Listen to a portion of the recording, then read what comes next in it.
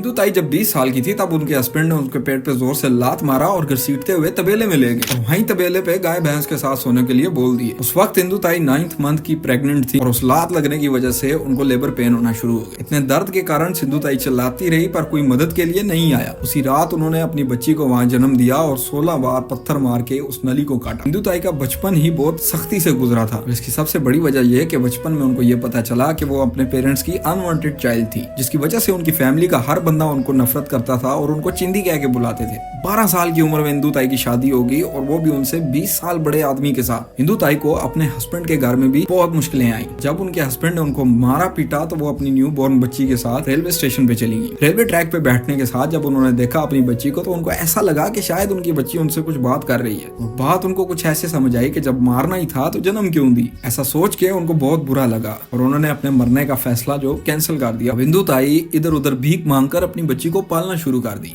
हालत इतनी टाइट थी वो शमशान घाट में लगे आग पर रोटी बनाकर खुद भी खाती और अपनी बच्ची को भी देती। सिंधु ताई जिस अनाथ बच्चों को देखती उसको अपने साथ कंपेयर करती कि इन बच्चों का भी कितना जीवन मुश्किल से गुजर रहा होगा। दुख उनसे बर्दाश्त न होता और वो अपने साथ सारे बच्चों को पालना शुरू कर देती। बहुत वक्त लगा मगर वक्त के साथ साथ सिंधु ताई ने अपना आश्रम खोल लिया जहाँ पर वो उन सभी अनाथ बच्चों को पालती और पढ़ाती। जब सिंधु ताई को ऐसा लगना शुरू हुआ कि वो अपनी बच्ची को बाकी बच्चों से ज्यादा प्यार करती है, उन्होंने अपनी बच्ची को एक वेलफेयर ट्रस्ट को सौंप दिया ताकि वो सभी अनाथ बच्चों को बराबर प्यार कर सके। सिंधु ताई को अक्सर बच्चे माई कह के बुलाते थे और वो माई 1500 से ज्यादा बच्चों को पाली है। टाइम था, कोई नहीं था, मैं भीख मांगती थी।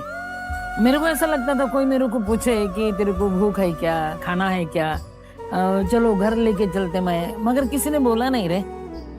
फिर मैं ढूंढने लगी कि किसको घर चाहिए, खाना चाहिए।